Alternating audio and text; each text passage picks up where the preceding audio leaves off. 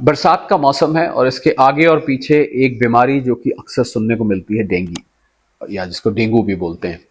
मच्छर काटने से होती है, हम सब जानते हैं, और आपको समय समय पर सरकार से भी हिदायत मिलती है कि भाई ये करिए, ये ना करिए। पर कितना अच्छा हो अगर आपको सीधा डॉक्टर ही बताएं कि डेंगू क्या होता है, डेंगू से कैसे बचा जाता है, डेंगू का इलाज क्या है, डेंगू के सिम्टम्स क्या हैं। इन सब बातों को आज डिकोड करेंगे। आप देख रहे हैं सेहत भी पैसा भी। बिल्कुल डॉक्टर शरद, ये एक बहुत ही इम्पोर्टेंट टॉपिक है और अमूमन तौर पे बच्चों से लेकर के बड़े बुजुर्ग तक सभी डेंगू से प्रभावित हो सकते हैं। और जब बरसात का मौसम आता है तब एक घर में तीन तीन चार चार लोगों को डेंगू हो जाता है, तो इसलिए इसके बारे में जानना बहुत ही अच्छा रहेगा। बिल्कुल, तो आप देख रहे हैं सेहत भी पैसा भी। मेरा नाम है डॉक्टर सीए शरद कोहली। मैं एक इकोनॉमिस्ट हूं और फाइनेंस एक्सपर्ट हूं। मैं doctor Swati Maheshwari, internal medicine specialist.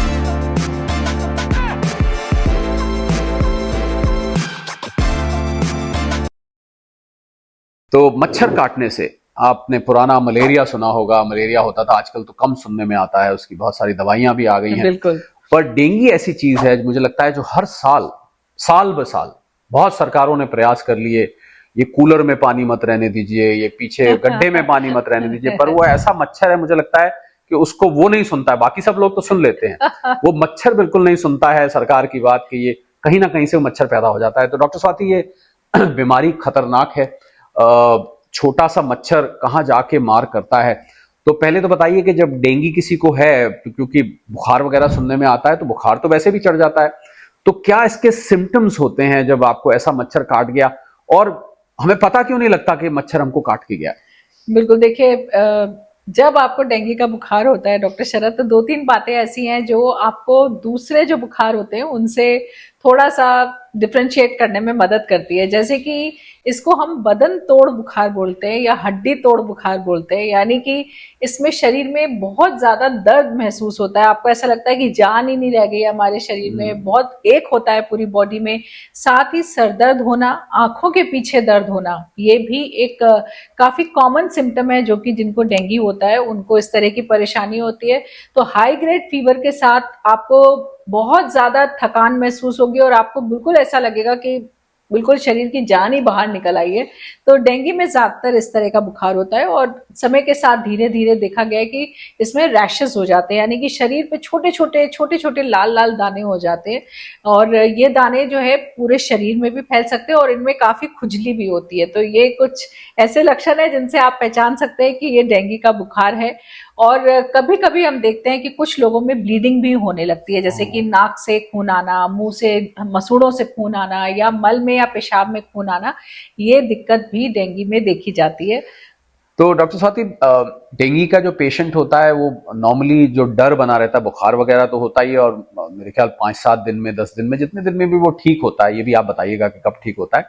पर इसमें प्लेटलेट्स जो कि नीचे एकदम गिरने शुरू हो जाते हैं, तो वो मच्छर कैसा काटता है कि वो आपके प्लेटलेट्स को गिराने लग जाता है। तो ये पहले मैं चाहूंगा कि आप 1-2 लाइन में ये भी बताएं कि ये प्लेटलेट्स क्या होते हैं, जी। और ये डेंगू होने पर ये प्लेटलेट्स क्यों गिरने लग जाते हैं, और अगर ये गिरते हैं तो इसका हम पर क्या असर होता है, क्योंकि आपके ब्लड के अंदर चल रहे हैं, तो कैसा महसूस होता है जब ये प्लेटलेट्स गिरने लगते हैं? बिल्कुल, देखिए, प्लेटलेट्स जो होते हैं वो हमारे खून के ऐसे सेल्स हैं जो कि ब्लीडिंग होने से रोकते हैं। यानी कि अगर हमारे शरीर में कट लग जाए या हमारे कहीं खून निकलने लगे तो ये प्लेटलेट्स ही वो सेल्स होते हैं जो कि उस खून के बहाव को रोकते हैं।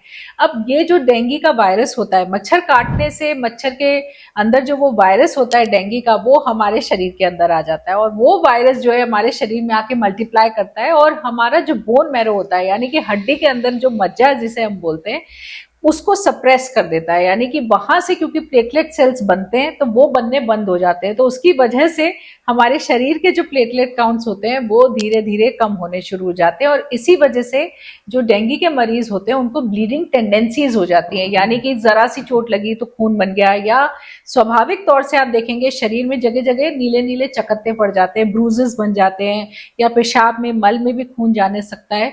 तो ये इसीलिए इसमें थोड़ा सा ये डर रहता है और संभावनाएं रहती हैं, लेकिन आपको बिल्कुल नहीं डरना है, क्योंकि देखिए प्लेटलेट्स जो होती हैं वो स्वाभाविक तौर से वापस ठीक भी होने लगती हैं। जैसे ही जो वायरस का इफेक्ट है वो कम होने लगता है और शरीर उस फीवर के उससे बाहर आने लगता है, तो धीरे धीरे ये प्लेटलेट काउंट भी ठीक हो जाता है।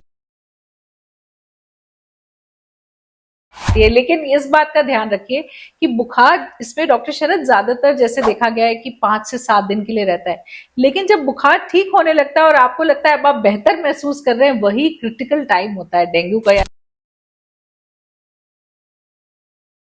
कि जो डेंगू के कॉम्प्लिकेशंस होते हैं वो ज्यादातर उसी वक्त होते हैं। तो इसलिए जब आपका बुखार ठीक हो रहा है और आपको लग रहा है कि आप बेहतर हो रहे हैं, उस समय पर आपको रेस्ट करना चाहिए, आपको अच्छे से खाना चाहिए, एकदम से काम पर वापस नहीं जाए, एकदम से अपना एक्सरसाइज रूटीन नहीं वापस शुरू कर दे। वो वक्त होता है डेंगू में जब आपको ज्यादा सावधानी की जरूरत है और आपको ध्यान रखने की जरूरत है कि कहीं से खून नहीं आ रहा है, या हम एक चीज होती है जिसे हम बोलते हैं डेंगू शॉक सिंड्रोम। ये जो डेंगू का वायरस होता है ये हमारी जो खून की नसें होती हैं उनको थोड़ा परमिएबल बना देता है, यानी कि जो खून होता है वो उसका जो पानी होता है वो धीरे धीरे बाहर अंगों में भी जाने लग जाता है, और इसकी वजह से हम देखते हैं छाती में पानी भर जाता है या पेट में पानी भर जाता है, या इसकी वजह से एकदम से बीपी ड्रॉप हो सकता है और व्यक्ति एकदम से अनकॉन्शियस हो सकता है, और ऐसी स्थिति में ये जानलेवा भी हो जाता है कभी कभी, और एक इमरजेंसी की सिचुएशन बन जाती है जब हमें अस्पताल में ही ट्रीटमेंट कराने की जरूरत होती है।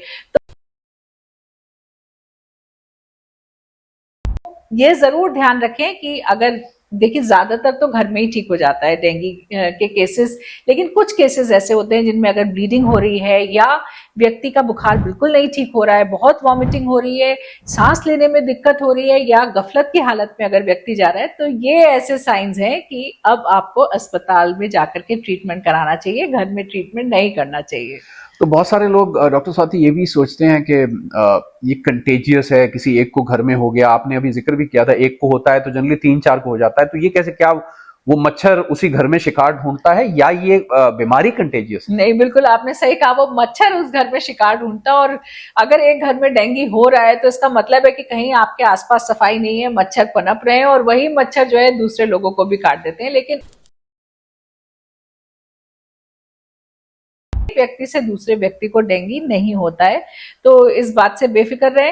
लेकिन डेंगू के जो वायरस हैं वो 4 तरह के होते हैं, डेन 1, 2, 3, 4। इसलिए अगर किसी को डेंगू एक बार हो चुका है डॉक्टर शरद, और अगर उसे दोबारा डेंगू होता है, तो ऐसी स्थिति में कई बार देखा गया है कि तब कॉम्प्लिकेशंस होने की संभावनाएं बढ़ जाती हैं, वो ज्यादा सीरियस हो सकता है। खास तौर से डेन 2 जो होता है वो इसका जो वायरस है वो सबसे खतरनाक है डेंगू का वायरस। तो इसलिए हमें जितने भी मच्छरों से बचने के प्रयोग हैं वो जरूर करते रहना चाहिए। जाते जाते एक सवाल और डॉक्टर स्वाति डेंगू का मैं पूछना चाहूंगा, वो ये कि आपने कहा कि खुद ही ठीक होने लगता है कुछ टाइम में, पर क्या कुछ ऐसा किया जा सकता है जिससे रिकवरी जल्दी हो? आपने कहा कि जब बुखार उतर जाता है उसके बाद आपको थोड़ी कॉम्प्लिकेशंस दिखाई देने लग जाती हैं, उसके रिकवरी का टाइम, तो अगर हमें रिकवरी का टाइम कम करना है और जल्दी से रिकवर होना है और जल्दी से वापस नॉर्मल आना है, तो क्या कुछ ऐसे प्रिकॉशंस हैं या कुछ ऐसे स्टेप्स हैं खाने पीने में या मेडिकेशन से कुछ ऐसा है कि वो जल्दी से ठीक हो जाए?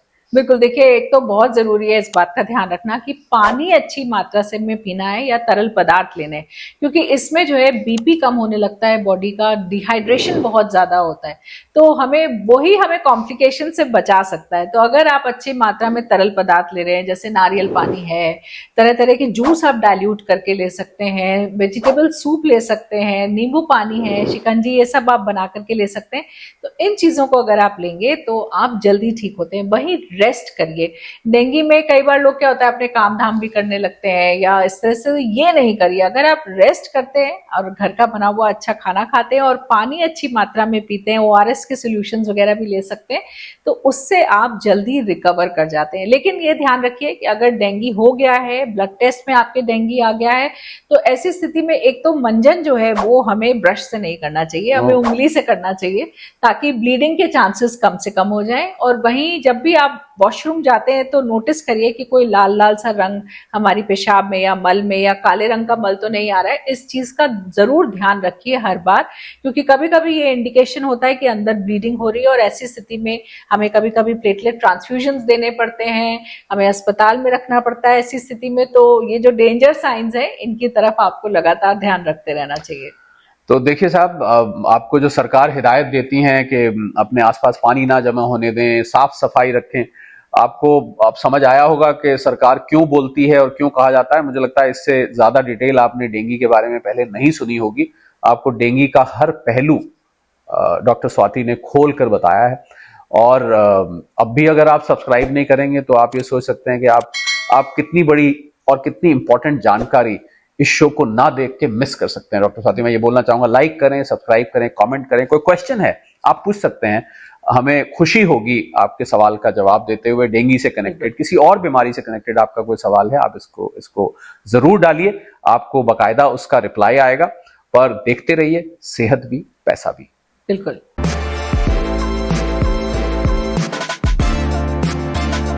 डॉक्टर शरद, कई बार जैसे लोगों के प्लेटलेट्स फॉल होने लगते हैं तो लोग घबराने लगते हैं कि अरे अब तो ट्रांसफ्यूजन लेना पड़ेगा, पर जनरली हम 20,000 प्लेटलेट्स तक वेट करते हैं क्योंकि ये स्पॉन्टेनियसली रिकवर होती है अनटिल अनलेस किसी को ब्लीडिंग हो रही हो।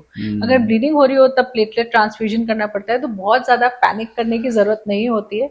और वहीं जिन फीमेल्स के महीना चल रहा होता है उनको भी खास तौर से ध्यान रखना चाहिए कि अगर डेंगू है तो ऐसी स्थिति में ध्यान रखें कि अगर बहुत हैवी फ्लो हो रहा है तो आपको अपने प्लेटलेट्स चेक कराने चाहिए और डॉक्टर से संपर्क में रहना चाहिए। कभी कभी हमें तब ट्रांसफ्यूजन देने की तो ये जरूरत प्लेटलेट्स 2-2 दिन बाद चेक कराने चाहिए? हाँ बिल्कुल, डेफिनेटली। देखिए, जब एक बार ट्रेंड आ जाता है फॉलिंग और अगर आपको कोई ब्लीडिंग टेंडेंसी है तब हमें थोड़ा मॉनिटर करना पड़ता है कि प्लेटलेट काउंट्स कैसे हैं, लेकिन उससे पैनिक करने की जरूरत नहीं होती है और स्पॉन्टेनियसली रिकवर हो जाते हैं प्लेटलेट काउंट्स। तो जैसे जैसे आप ठीक होने लगते हैं प्लेटलेट काउंट्स भी दोबारा रिबाउंड होने शुरू हो जाते हैं।